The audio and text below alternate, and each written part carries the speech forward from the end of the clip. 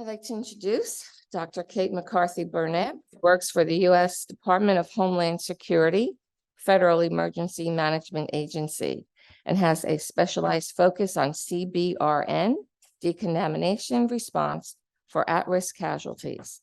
Her current research interests and publications include the optimization of decontamination procedures during mass casualty chemical incidents. She was one of two authors from the U.S. to contribute to the development of the U.S. Department of Health and Human Services Primary Response Incident Scene Management Guidance for Chemical Incidents. And she has presented her work at international and national conferences. Her presentation topic is on mass casualty decontamination research. What's next? Okay. Great. Thank you. Good morning, everybody. So as was mentioned, I'm Kate McCarthy. I'm with FEMA Region 1. FEMA Region 1 is the New England region from Connecticut to Maine, so lots of snow going on up there, and the office is in Boston. So to get started, before we talk about where we're at with decontamination research, I'd love it if you would just turn to the person to your left, to your right. If you don't have anybody, maybe somebody behind you or in front of you, and think of one word that comes to mind when you think of inclusive decontamination protocols. One word. I know we're a chatty group, so go ahead. One word. If you don't have somebody, turn to somebody behind you. Inclusive decontamination protocols. Oh, do you have the clicker? Do you have the clicker?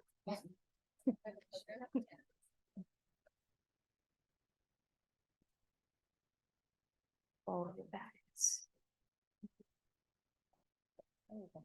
Okay, great. All right, what do we have? I just need one or two. Go ahead, sir, just because you're in eyesight of me. Schools. Okay, good. All right, great. Okay, how about over here? Yeah, go ahead. Ambulatory. Ooh, ambulatory. Oh, and you had ambulatory? Okay, that's excellent. All right, how about over here? What did you come up with? Listening. Listening. Okay, excellent. Good. Let's go towards the back over there. Someone, anyone, I don't know. What was that? Pets. Oh, excellent. All right, and let's go with one more on this end. Go ahead, sir. What did you guys come up with? And sure, why not? So, there's several over there, so whoever wants to answer. Challenging. Challenging. Okay, perfect. So that's what we're going to look at very briefly today. When we're looking at mass casualty decontamination research, what we're finding basically, there's been a lot written about the procedures and the protocols and what we do, but really not in terms of the actual evidence of what actually works and how we do it, especially in the area that several of you had mentioned. I think the gentleman over here mentioned ambulatory. Most of the studies that we have right now for decontamination protocols are focused on ambulatory casualties, ambulatory individuals. So what do we mean by that? What we mean are these are individuals who maybe can walk or maneuver through our decontamination protocols without any assistance and any accommodations whatsoever. So this is where we're at with our research. So what's the impact on some of the populations that you thought of when you thought of language and thought of challenges? Well, what's happening is there's a whole population of people who are considered at risk, right? So that might be individuals who have sensory disabilities, individuals who might have hearing disabilities or have a visual disability, individuals who might use mobility disabilities, whether it's a wheelchair or canes or walkers or a service animal, cognitive disabilities, right? Might have developmental disabilities, autism, elders, okay, seniors, raise your, and those people who don't speak English as a first language. Raise your hand if you know anybody who falls in those categories. Okay, look around the room. What do you see? Everybody. Right. So, okay, so if we all know someone who falls into a category where right now we have no evidence-based decontamination protocols that focus on these individuals, what's happening? Well, what's happening is that as a result, we are focusing on best practices, perceived best practices. We are taking this population and shoehorning them into the decontamination protocols that we have for individuals who are ambulatory and who can maneuver through the decontamination protocols without any assistance. And so I'm going to talk for a few minutes about the US guidance that we have on chemical incidents. And it's called the Primary Response incident scene management. There's three volumes to this particular research.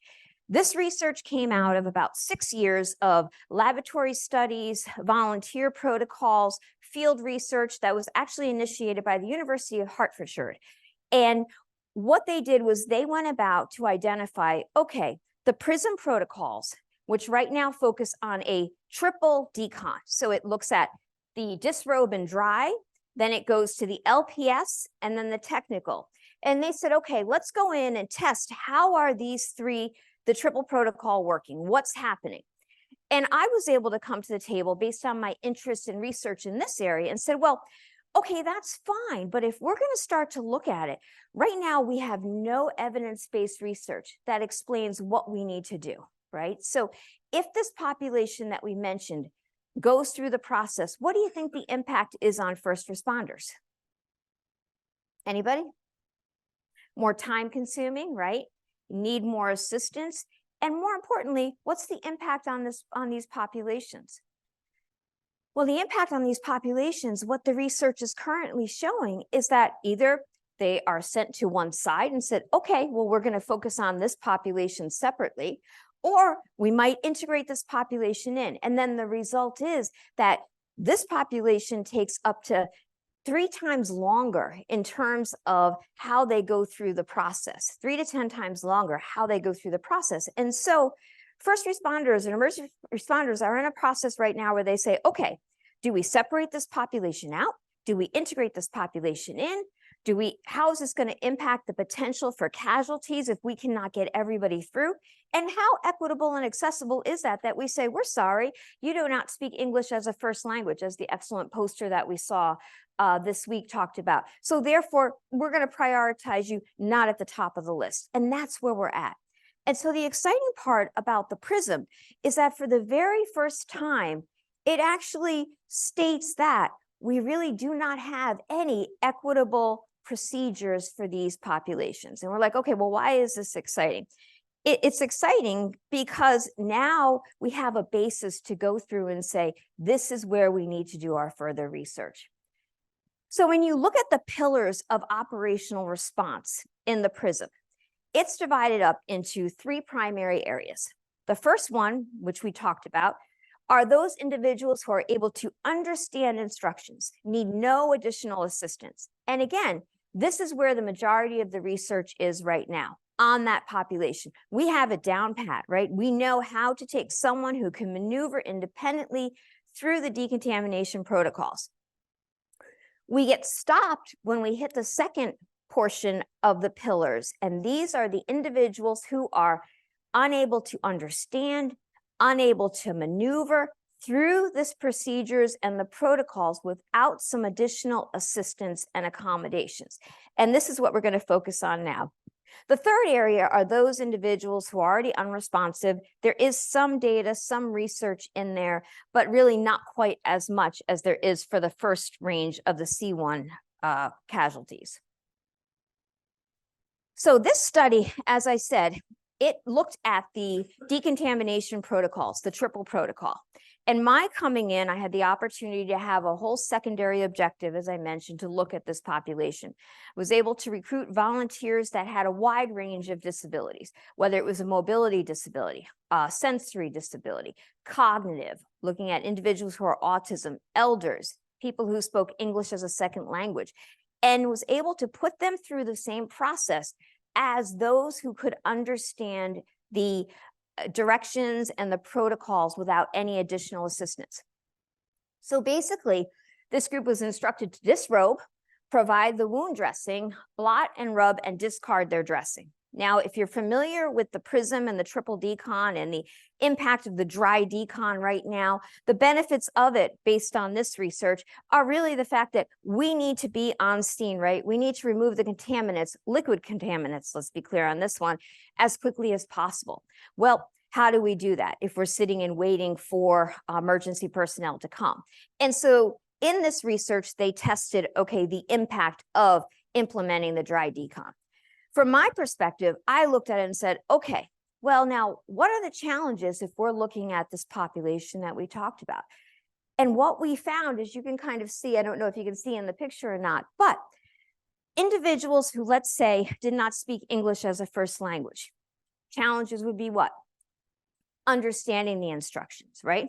People who had a sensory disability, someone who has a visual disability, they might be very familiar with their surroundings. Put them in the middle of this kind of chaos and what happens, all right? Not as familiar, okay? Challenges for that. We'll get to service animals a little bit later, but service animals go with the person, right? You cannot separate. Far too often we see in the research that, well, we have people who are experts in animal triage, so we will take the service animal over here. When in all reality, can you do that? No, you can't. The service animal stays with the person. So how do we make that work? All right. These are the challenges that we looked at from the first responder perspective. Individuals who had cognitive disabilities, understanding the instructions. And one of the more interesting ones was there was a couple gentlemen in there who used mobility devices, and they actually had adaptive equipment at their home or used personal care attendants at their home to maintain their independent living, which also included dressing and undressing. So here we are, right, in the middle of a simulation in terms of things, and people need to undress and they don't have their equipment. What happens during this? And so the end result, as you can see up here, is that we found going through just the dry portion, the ambulant population, boom, made it through 3.6 minutes, no problem, undressed, did the whole process, listened to instructions, and made it on to the next one. Looking at the at-risk population, we're at 11.8 minutes just for this portion of the decontamination protocols. And that was due to a lot of these circumstances that we just talked about. So then we move on to the next phase, which looks at the wet decon and the LPS, which I'm sure all of you are familiar with. You go through, the volunteers were instructed to go through the corridor and wipe, and then provided with a towel, discard towel, and then do active drying. Well, if you think about what we just talked about from the perspective of the disrobe and dry, quick question out there, and feel free to shout it out so everybody can hear. What do you think might have been some of the challenges when you got to this portion of it with the ladder pipe system? Anybody? Oh, go ahead, quick. Mobility, good, okay, one more. Disability or visibility? Disability, okay, and hearing, okay, good. Hearing, excellent. So the hearing, especially when we went through this process, what happens, right? First responders are usually equipped in all their PPE, right? So people are going through the instructions, okay? If somebody was deaf or hard of hearing, they could not understand and they couldn't lip read, right? Because we had everything over. So what were they doing? They were just sort of following along and following the crowd because the communication wasn't there. People, again, who had visual disabilities or were blind, okay? Again, don't know where their surroundings are, can hear but can't see, and all of a sudden all this cold water is going on them and they're like, whoa, and the service animals, and it was, the first responders were not quite sure exactly what to do in that circumstance. Again, as we talk about service animals, the research says, okay, muzzle the animal, all right? Don't worry about the harness. Take them over there to animal triage. But no, we don't do that. We do not, separate the individual from the service animal. So in this case, what do we have? Well, we have service animals going through, and then the dogs are doing what they normally do when they're all wet. And what are they doing? They're shaking all over. So what's happening with the secondary contaminants at this point in time? And what are we doing with the harness? Was the harness done? We don't know, because at this point, there's no evidence that talks about what we need to do for those types of pieces of equipment. Take, for example, someone who uses a wheelchair. The individuals there went through the process, but again, the first responders were there looking because according to the guidance that they know, and if you go down to CDP, the Center for Domestic Preparedness in FEMA, okay, and you go through some of the training there, they have backboards. So they assume, okay, they've been trained in their mind, let's put somebody on a backboard and take them through the process. What's the impact of that, do you think? Go ahead, sir. What'd you say? Oh, I wasn't even thinking that, but that's excellent. Dehumanizing. Good. Anybody else? Yes. Okay, perfect. So you're taking away the independence, number one. All right. Someone's on a backboard. Others, okay, research says use a plastic chair. Well, who has plastic chairs in the middle of this? And where are we getting a plastic chair that can randomly go through? It's just not something that you whip right off of an ambulance. And so that's what we're talking about when we're looking at the evidence and the need for more research, because what's out there, that's great. But again, it's just a theory. All right. It's something that we've done all along. And the question that I'll ask in a few minutes is, well, why can't a wheelchair go through? What is it about it? What is it about this, that means that it can't go through the process? Why are you taking someone's independence away? Where's the research that says that can't go through the process? Those are the things that we're looking at now. We're starting to look at the wet portion and the LPS portion of the decon. So again, looking at the numbers, ambulant, they went right through 1.6 minutes, no issues whatsoever, went right through the process, did their active driving and then they were off to the technical decon. Just to be clear, the non-ambulant at-risk population, we did not do the technical decon for, and all of the research regarding the ambulatory population is available as well, and I'll show that in a few minutes, and it's in the PRISM. But it took 16.8 minutes. All right, so now we're looking at this population again. So the research says, all right, if you look at English as a second language, you know what? Bring in interpreters. Well, okay. Are first responders coming in with interpreters with a variety of different languages? I don't necessarily think so. It's a great idea, but again, where's the evidence? Okay, pictures tend to work if you have someone who has a cognitive disability. But again, we have the big gloves. How are you holding up the pictures? What is the process that we're using? And how do we ensure that the protocols are in a multitude of formats for every type of disability, for an accessible and effective communication, while at the same time, looking at the safety of people. So now we're looking at this population again, and all of a sudden, we're starting to see for the very first time, even though we may have known this logically, but we didn't have evidence up until this particular research, which, by the way, the exercise was called Operation Downpour. Again, it was the final portion of the 6-year study to develop the PRISM. And again, I'll provide some information on how you can locate that. But again, we're now looking at the 16.8 minutes. So the thought process is, what are we doing? Are we prioritizing populations?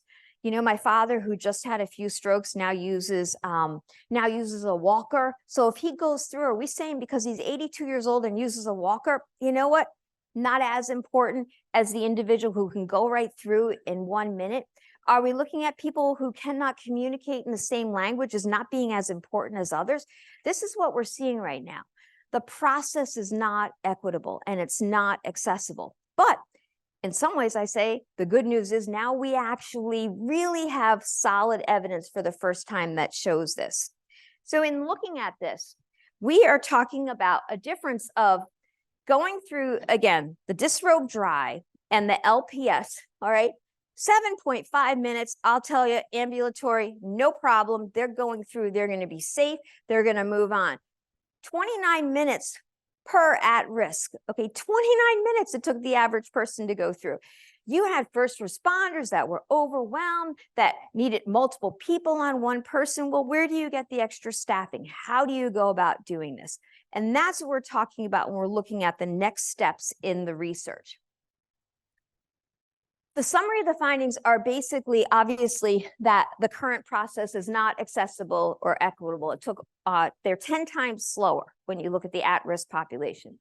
The second part, as we mentioned, the communication needs, and I mentioned that awesome board that was up yesterday, one of the posters that talked exactly about this, and I'm excited to partner and move forward to see how we can address this. And the third one, again, is there's no authoritative guidance on what to do with eyeglasses, hearing aids, oxygen, okay, insulin pumps, wheelchairs, walkers, okay? We think of durable medical equipment and we think wheelchairs. No. What about the people going through that have an insulin pump? What about those who have an oxygen tank to keep them going? What are we doing with that? Again, perceived best practices, shoehorned approach, and just kind of doing what we normally do. And yes, is that the best we have right now? So we need to do it? Absolutely. But can we do better? Yes. We did a quick follow-up demonstration with the Nashville Fire Department. Again, it showed the PRISM protocols worked very well for the population of the C1 or the ambulant, but again, supports the need for additional research. And so at FEMA in Region 1, these are the areas that we're focused on right now. And this is the areas where we're looking for partnerships to try and take this to the next level. We have everything set. It's just who can we partner with to move this forward? We obviously know there's a clear and urgent requirement, right? We have a legal requirement on the planning phase to be able to include everyone. It should be identified. But how do we do that if we don't have the guidance? How do we do that if we don't know the protocols or the process? So that's critical, needs to meet those requirements. And it has to include the evaluation of the non-human components, like I just said.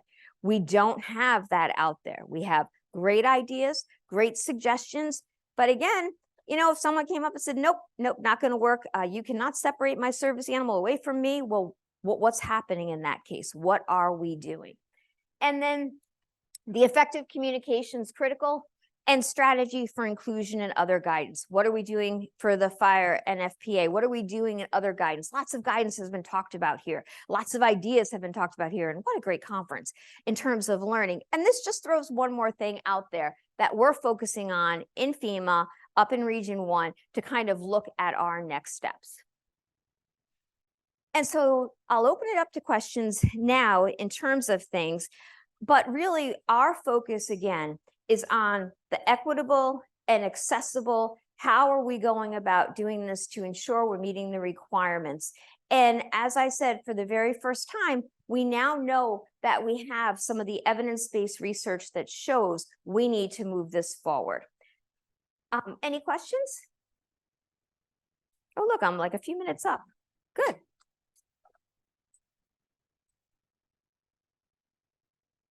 I know I'm the only thing between you and a coffee break, so that's why I'm like, all right, I'm gonna wrap it up. Go ahead.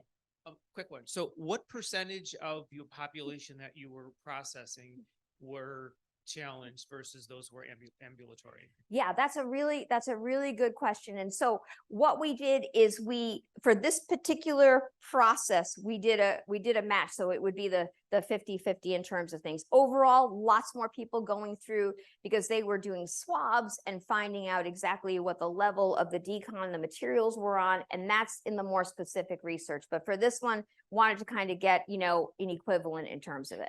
Which is probably a good idea to do that, because in a real event, you're going to have a lot of people that are normally ambulatory that may not be because they've been exposed to something. Well, that's a valid point. You know, what do we do for the disabilities, or, you know, all of a sudden you break a leg, right? Or all of a sudden you have a heart attack. What happens then? Now you are suddenly going from that ambulatory to going to the population that isn't. So really good point. In the United States, we have 1 in 4 people, according to the census data, that falls in this category. In this room alone, everybody raised their hand. So how many do we have? Yes, sir. I know I'm going to get cream for this. No, not for me. But how about asking some of the ambulatory persons to walk through, push the wheelchair? They can get the instructions from the firemen. You know, it's not a good plan, but it may be the best plan we have. You know, sir, that's an excellent point. And research does does have what's called the buddy system. All right. So, and so that's what they came up with in terms of things. It's called but the issues with the buddy system now are what? Well, now all of a sudden you are asking, sir, do you mind assisting me? I know it's going to take me 29 minutes and it could normally take you, you know, a stranger, a certain amount of minutes. It's a tremendous request to put on someone to be their buddy. It doesn't mean in the world we don't have the kindness of people. My goodness, when the fire alarm went off the other day here, 2 gentlemen, I don't see them in the room, got in the elevator with me. And I'm like, well, okay, we may not have picked the right decision here. So we know from a human perspective, they're out there. But from a research perspective, we just can't rely on that. But yeah, no creaming. That's a really good point. So thank you, sir.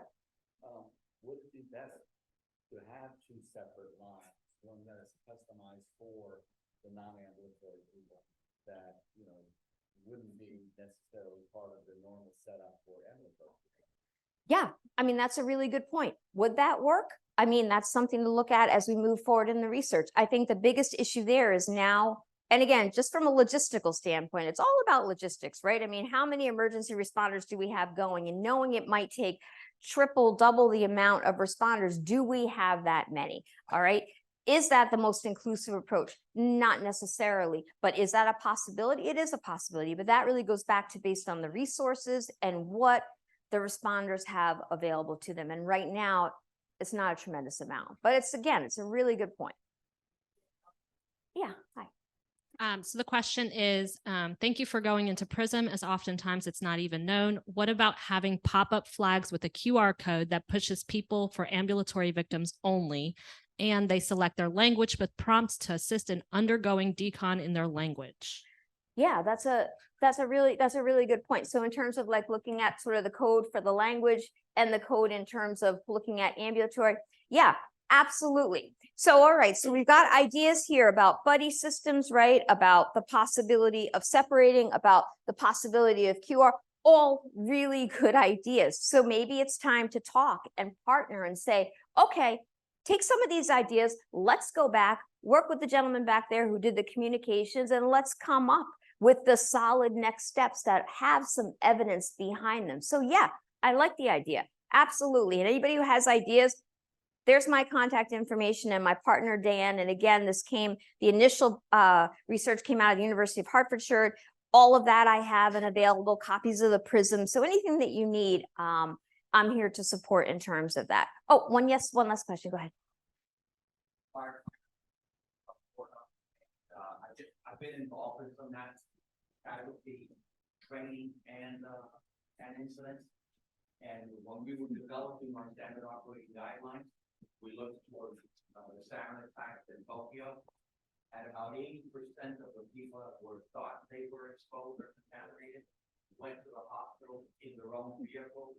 They were Ubers and taxis. There was a Uber back then, but I just want to share that.